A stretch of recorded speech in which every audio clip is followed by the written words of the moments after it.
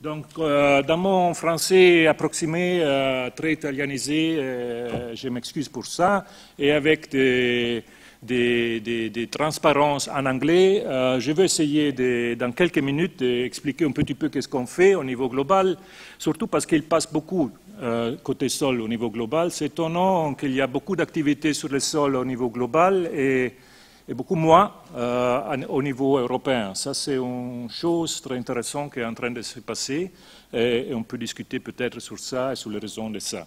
Pourquoi il y a tellement d'intérêt sur le sol côté global? Bon, c'était déjà un petit peu évoqué. Le sol est plus en plus rentré dans des discussions qui sont importantes dans des contextes différents, mais tous des contextes qui sont interconnectés. Il y a surtout une grande attention sur le sol maintenant côté sécurité alimentaire, la food security. Ça a commencé en 2008. Vous savez qu'en 2008, on a eu une crise très, très violente du prix des principaux biens alimentaires sur le marché global. C'est là qu'on a eu une prise de conscience qu'il y a peut-être un problème de sol au niveau global, c'est-à-dire la quantité de sol disponible est une quantité fixe. La population est en train d'augmenter, donc il faut se mettre d'accord comment on peut gérer la quantité de sol qui est une quantité fixe pour alimenter une quantité de personnes qui est en train d'augmenter sur la planète. Donc cette constatation-là a fait réveiller un petit peu les décideurs qu'il faut un petit peu mettre à penser comment on peut gérer la ressource sol dans un contexte durable pour la planète. D'un l'autre côté, il y a un débat qui a déjà commencé il y a des années, et c'était déjà évoqué par l'introduction, sur le côté changement climatique. Le sol a un rôle important dans le contexte du changement climatique parce que c'est un puits de carbone important. Et donc aussi là, on voit de plus en plus de discussions qui sont en train de prendre la place aussi dans des contextes plutôt formel. On est déjà dans la préparation de la prochaine conférence des partis qui va être ici à Paris en décembre et je suis sûr que le sol va être beaucoup plus qu'avant dans l'attention des négociations dans la conférence des partis. Troisième grand contexte, c'est le contexte de la biodiversité. Aussi là, c'est intéressant de noter qu'il y a de plus en plus d'intérêt à s'occuper de la biodiversité dans le sol. On a découvert qu'il y a quelquefois plus de biodiversité au-dessus du sol qu'en surface. Ça, c'était une découverte pour beaucoup de gens. Et c'est pour ça qu'on a lancé, par exemple, l'initiative globale sur la biodiversité, la Global Soil Biodiversity Initiative et autres initiatives qui sont en train de développer plus de connaissances sur la biodiversité dans le sol. On va publier, dans le contexte de l'année internationale du sol, cette année-là, le nouveau Atlas global de la biodiversité. Donc, on va voir pas mal aussi là d'activités liées à la biodiversité. Quatrième enjeu au grand contexte de négociations et de discussions, c'est bien sûr la Convention pour la lutte à la désertification. Comme vous savez, c'est la troisième convention des trois conventions de Rio, comme on appelle ça. Toujours, c'était considéré un petit peu une convention deuxième rang, malheureusement. Et c'est la convention qui s'occupe surtout des problèmes de désertification dans des zones arides, semi-arides. Et on est en train aussi là d'avoir une discussion très intéressante pour élargir l'enjeu de la Convention, pour s'occuper aussi des autres terres. Tout ça dans le contexte du nouveau discussion pour la stratégie post-2015, c'est-à-dire toutes les discussions sur les Sustainable Development Goals, comment on dit ça? Bon, Sustainable Development Goals, en français ça ne me vient pas. Dans ce contexte-là, on a commencé à discuter, par exemple, du concept de la neutralité, de land degradation neutrality, de la neutralité de la consommation de terre et tout ça.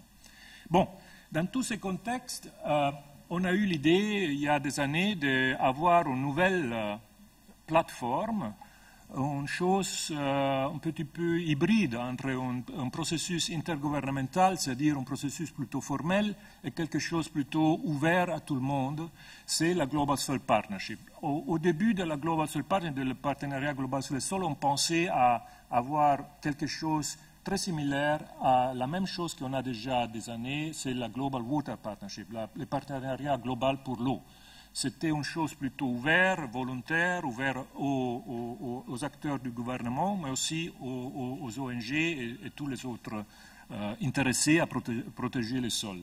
Bon, c'était notre rêve, mais ça s'est développé un petit peu différemment et est devenu de plus en plus une structure très très importante, mais surtout une structure aussi très intergouvernementale, donc où les gouvernements ont tout de suite pris les contrôles. Je pense qu'il y a aussi là une leçon à prendre. C'est vrai que l'eau n'est pas comme le sol n'est pas comme l'eau. Pour le sol, il y a des enjeux de souveraineté nationale très forts, il y a des enjeux liés au fait que le sol est normalement en propriété privée. Il y a tous des autres aspects qui sont différents de la gestion de l'eau et de l'air. Donc ça, c'est peut-être peut expliquer un peu pourquoi la Global Soil Partnership, le partenariat global pour le sol, s'est développé d'une façon très différente du partenariat global pour l'eau. Donc, c'est connu, c'est un partenariat ouvert à tout le monde. Les gouvernements sont tous représentés dans le partenariat, mais aussi les ONG et aussi autres organismes comme des universités ou des organisations de recherche ou des stakeholder organizations en général. Dans ce contexte de la partenariat global, il y a un panel qui est établi pour être un petit peu l'interface entre la science et les décideurs, un petit peu de la même façon comme il y a dans le changement climatique l'IPCC, le panel pour le changement climatique, mais aussi dans la biodiversité l'IPBES, le panel pour la biodiversité et les écosystèmes. Donc l'idée c'était d'avoir quelque chose de haut niveau, nominé par le gouvernement, mais avec des scientifiques qui peuvent traduire les connaissances scientifiques dans quelque chose qui peut être utilisé par les décideurs.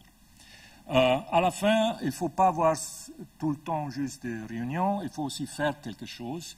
Donc les choses à faire, ça passe au niveau régional. Donc on a toujours dit le partenariat global sur le sol va être actif au niveau régional avec des partenariats régionaux sur le sol. On a établi maintenant presque dans toutes les régions du monde des partenariats régionaux. On a un partenariat régional aussi pour la région européenne.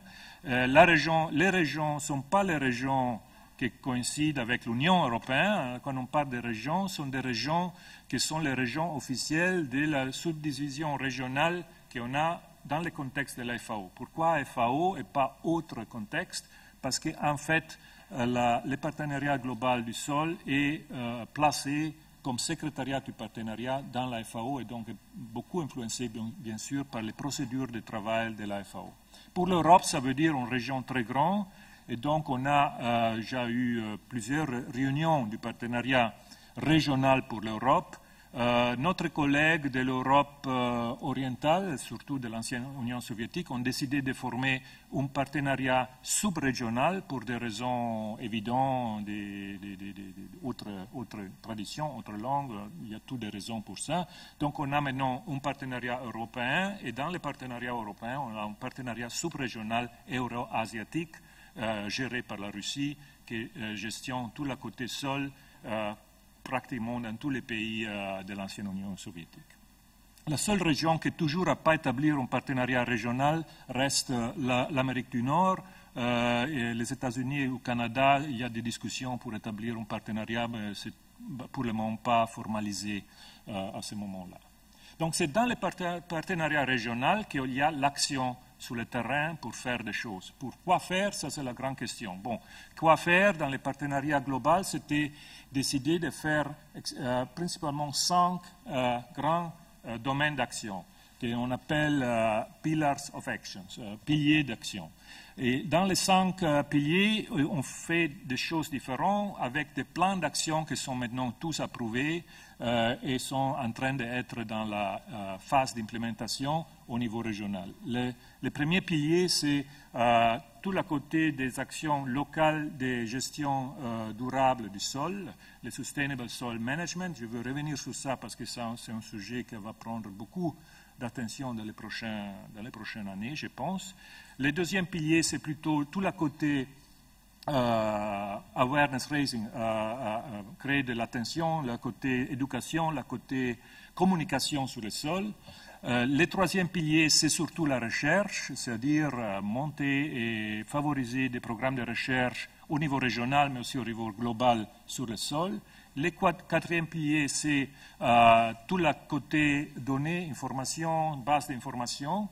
Et le cinquième pilier, c'est toute la thématique de l'harmonisation, c'est-à-dire l'harmonisation des méthodes, l'harmonisation des données, l'harmonisation des glossaires, de tout ça. Bon, dans ces contextes-là, les panels que je suis le président pour le moment, a un rôle central, c'est au panel de définir les piliers d'action, et c'est un travail qu'on a fait, de aussi faire le suivi technique de toute l'implémentation du partenariat global. Ce panel est nommé par une balance régionale dans un processus de négociation entre gouvernements. Donc la nomination est faite pas par tous les partenaires du partenariat global, mais juste par les partenaires qui représentent des gouvernements dans la FAO. Donc c'est les États membres de la FAO qui nomment officiellement le panel parce qu'il a un côté intergouvernemental. Pour l'Europe, il y a 5 représentants. Pour le moment, il y a aussi la France. Il y a Dominique Arouet qui représente la France. Et donc, le panel a un mandat de 2 ans. Il a été nommé en 2013. Et son mandat va terminer cette année-là. Donc, en juin, on va voir la prochaine plénière du partenariat global qui va nommer un nouveau panel. Les membres du panel peuvent être renouvelés pour un deuxième mandat maximum et donc on va voir la nouvelle nomination qui va commencer maintenant. J'ai juste vu qu'il y a l'appel à candidature publique maintenant sur le site du partenariat global, donc si vous êtes intéressé, bien sûr, les candidatures sont ouvertes. Bon, qu'est-ce qu'on a fait dans 2 ans de travail du panel? Bon, première chose qu'on a fait, c'était, comme je disais, de finaliser les 5 plans d'action. C'est les 5 documents qui disent quoi faire dans le partenariat global. La deuxième chose, c'était réviser la World Soil Charter. La World Soil Charter, je ne sais pas si c'est connu, c'est un document qui était approuvé dans les années 80 chez la FAO. C'est un document pas binding, pas obligatoire pour les pays, mais quand même se donne des guides de quoi faire.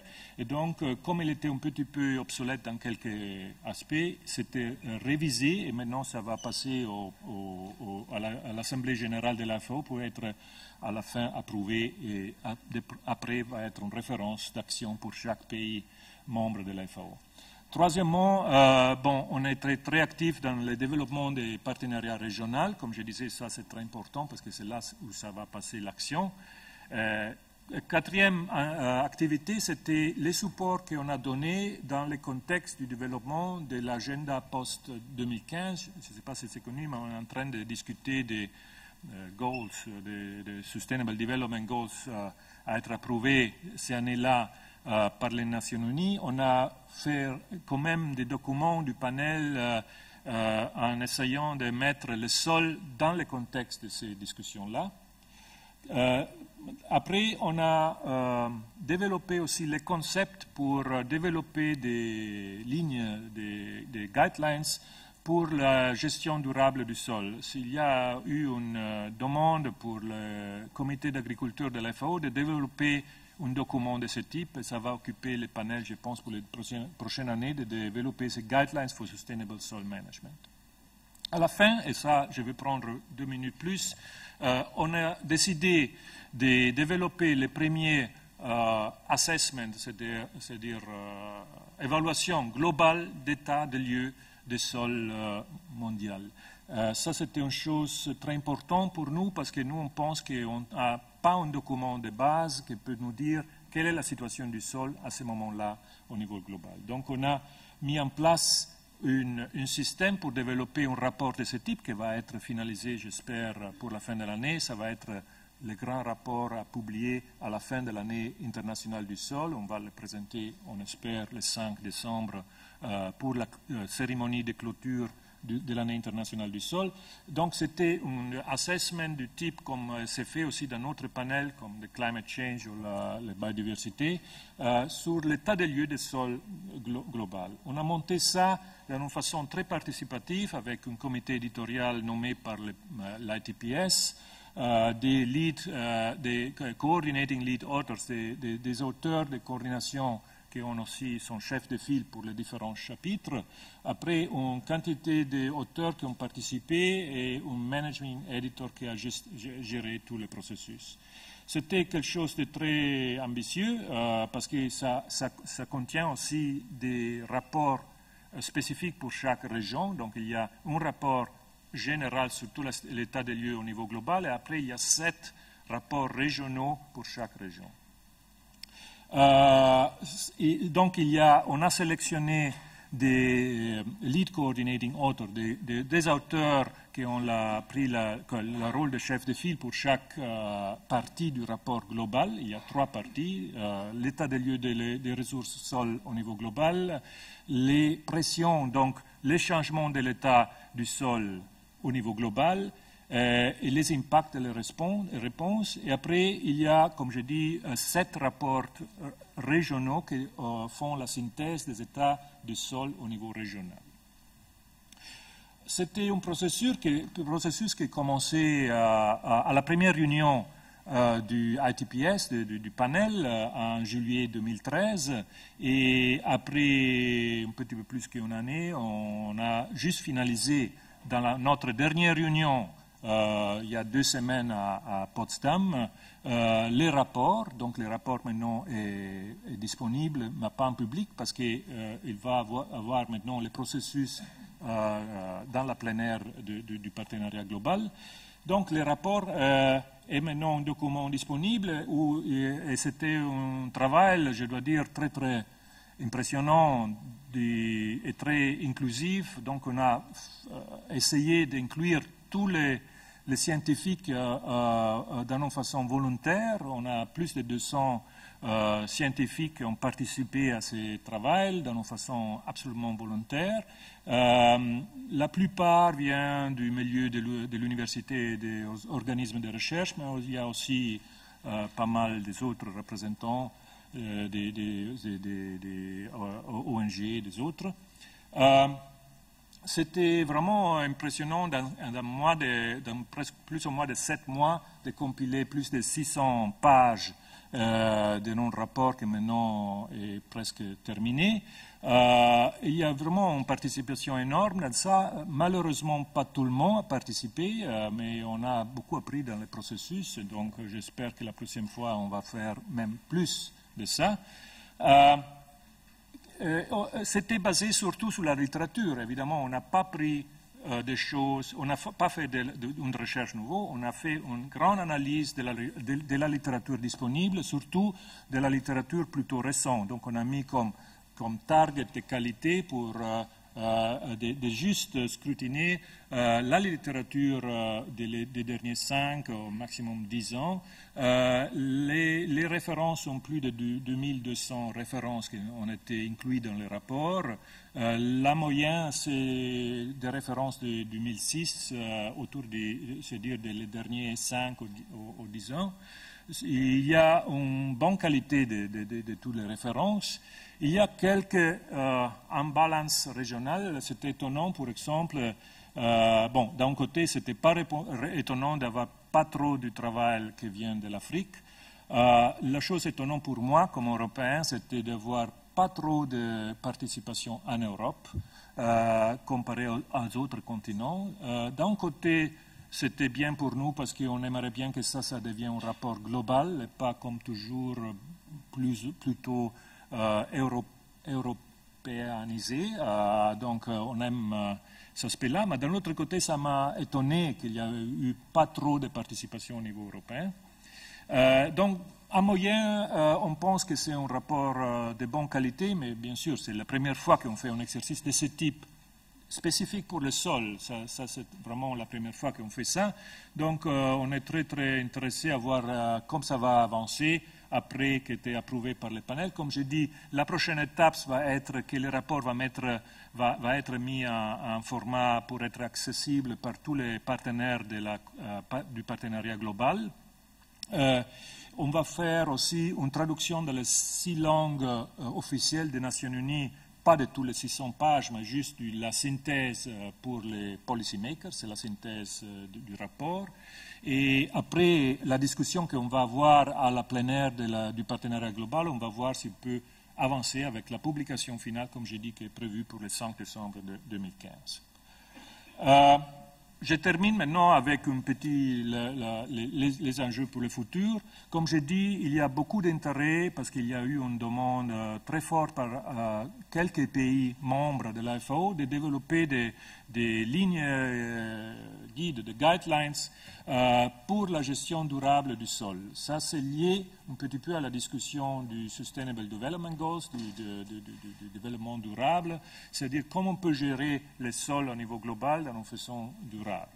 Après, il y a l'implémentation des 5 piliers d'action. Très important, c'était pour nous de développer des liens plus forts avec les autres conventions. Donc maintenant, le panel est impliqué aussi dans l'IPBES, dans les activités biodiversité, impliqué avec la Convention pour la lutte au changement climatique. Donc il y a beaucoup de liens là entre sol et toutes les autres discussions au niveau global. Et donc, il y a pas mal d'enjeux pour le futur. J'espère que le prochain panel va faire tout le travail qu'on n'a pas réussi à faire nous dans 2 ans. Merci beaucoup.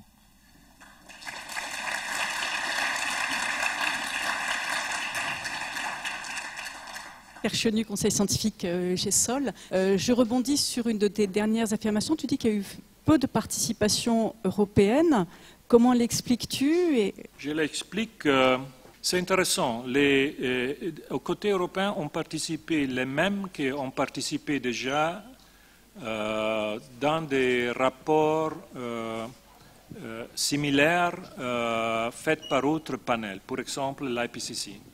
Donc, je peux mentionner par exemple Pete Smith, qui est une des lead authors des rapports sur les changements climatiques de l'IPCC, a participé comme dans notre assessment de la même façon. Donc, c'est surtout les scientifiques qui connaissent le système et sont prêts à travailler gratuitement, parce qu'il faut le dire, c'est tout du travail volontaire, pour un rapport de ce type.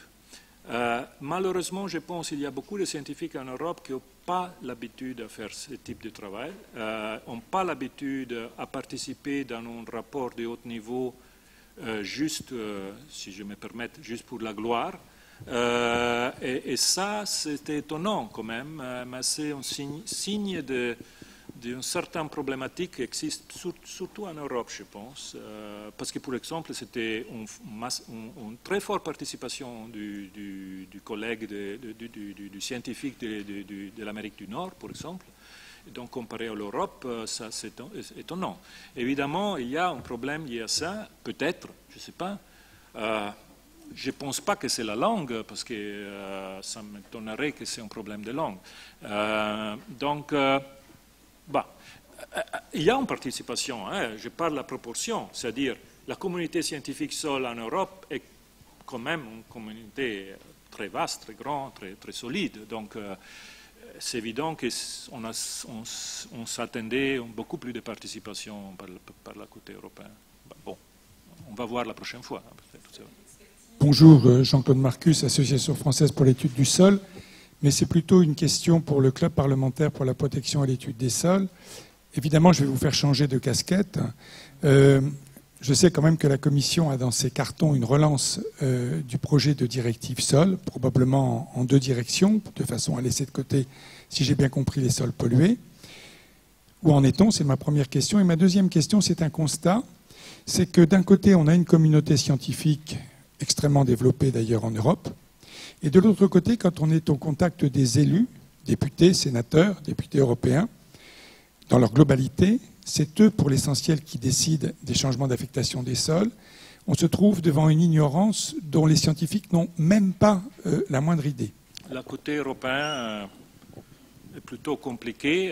Je suis sûr que ma collègue Claudia Lazabal, qui est chargé de ça, va donner plus d'informations.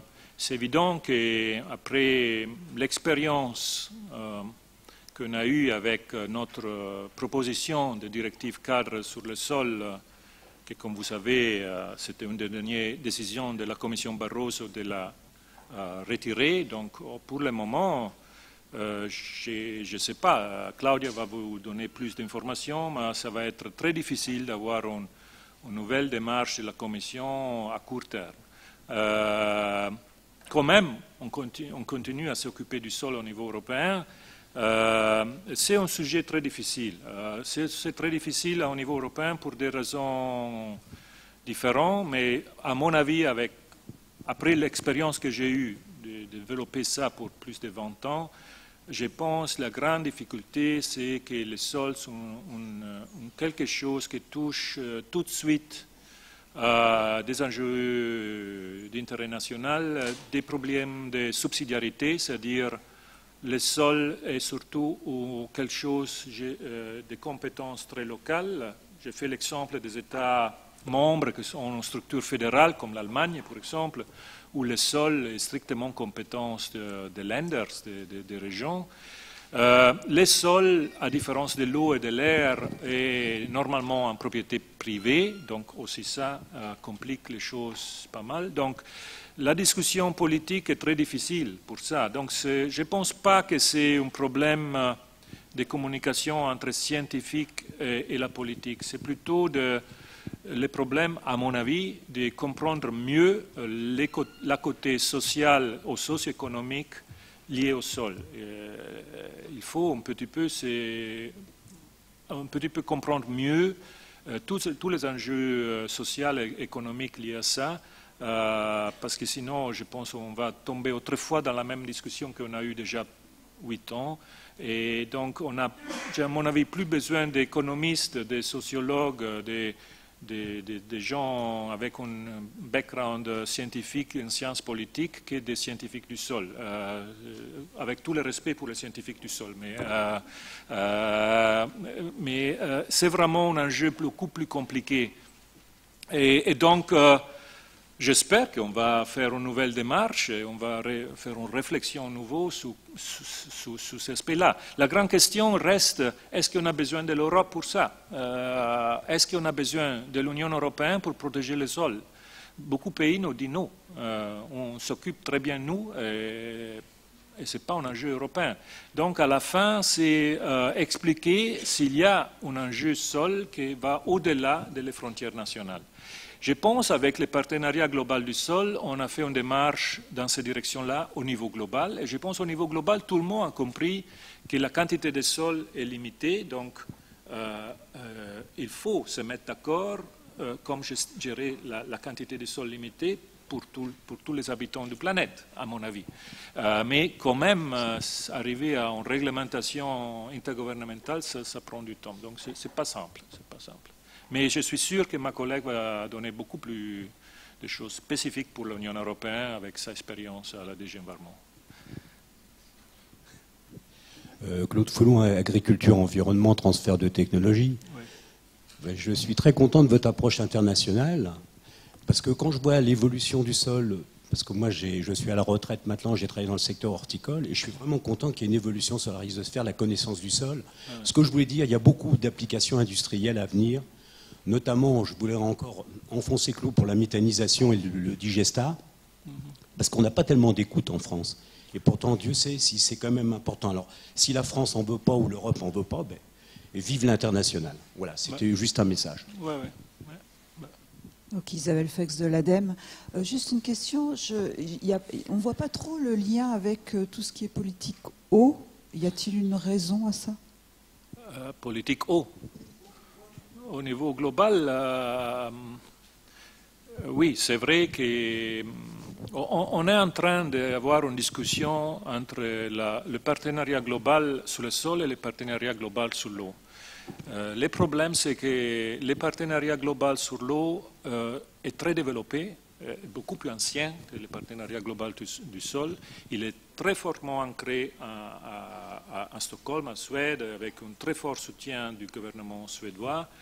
et avec une vision complètement différente. C'est une vision participative, beaucoup moins intergouvernementale et beaucoup plus gérée par des ONG et par un partenariat volontaire. La chose très intéressante, comme je disais au début, c'était que nous, on voulait ça au début, mais tout de suite, le partenariat sur le sol est devenu une chose très intergouvernementale. Et je pense que c'est la même raison pour les difficultés qu'on a eues en Europe, c'est-à-dire le sol, ce n'est pas comme l'eau. Le sol, c'est des enjeux d'intérêt national, c'est des propriétés privées, il y a tous des autres aspects très difficiles. Après, les connexions avec l'eau, c'est évident, on ne peut pas gérer les deux d'une façon séparée. Donc, moi, je suis convaincu qu'il y a des liens à développer. J'espère que la Convention pour la lutte à la désertification, où en fait on met ensemble les aspects sécheresse de l'eau et le sol, peuvent développer ça. Mais les conventions ne sont pas faciles. C'est pour ça en fait qu'on a un succès avec un partenariat global volontaire, parce qu'on a une certaine fatigue des négociations dans les conventions et c'est devenu beaucoup plus facile de faire des choses au dehors d'un contexte très très structuré que dans un contexte très très très structuré Nations Unies. Mais bon, évidemment, l'eau est très importante. Van Staunton, conseil scientifique de GESOL. Au cours du XXe siècle, il y a eu des progrès énormes en termes d'outils d'analyse, outils méthodologiques, mais on a quand même l'impression qu'on reste sur les mêmes façons d'apprécier les ressources sols et les qualités sols. Est-ce qu'il y a une réflexion sur comment faire évoluer notre façon très approximative, très empirique d'évaluer le sol? Ça, c'est absolument vrai. La science du sol, en général, à mon avis, est une science toujours très low-tech comparée à d'autres domaines scientifiques. Mes collègues s'occupent, parce qu'on a aussi toute la discussion land and soil, qui est en français et une autre langue, en plus, ça se mélange. Donc, mais par exemple, tous les gens qui s'occupent du land, c'est des gens high-tech, avec des satellites, avec des outils fantastiques. La difficulté, à mon avis, c'est très simple. Que si on veut comprendre le sol, il faut creuser un trou dans le sol. Il faut donc faire un travail un petit peu embêtant. Il y a plus et plus des outils qui permettent de comprendre le sol sans croiser des profils. Mais je pense que c'est inhérent au sol un petit peu l'aspect low-tech d'aller dans le sol. Après, à mon avis, tous les nouveaux outils ne sont pas trop utilisés. Donc, aussi dans les rapports globaux qu'on va publier, la plupart des publications sont toujours basées sur des techniques plus ou moins anciennes, disons. Il n'y a pas un côté high-tech très fort. Et ça, c'est aussi un grand handicap, je pense, parce qu'en fait, il n'y a pas une industrie des outils derrière. Il n'y a pas l'industrie de la télédirection, l'industrie des grands groupes industriels qui peuvent aussi pousser la technologie et toute la communauté. Donc, oui, je suis tout à fait d'accord. Il y a une gap technologique à remplir. Oui. Merci Luca pour cette ouverture du colloque. Je vais laisser maintenant la place à Jean-Luc Faure et Alexandra Langlais qui animent la première session.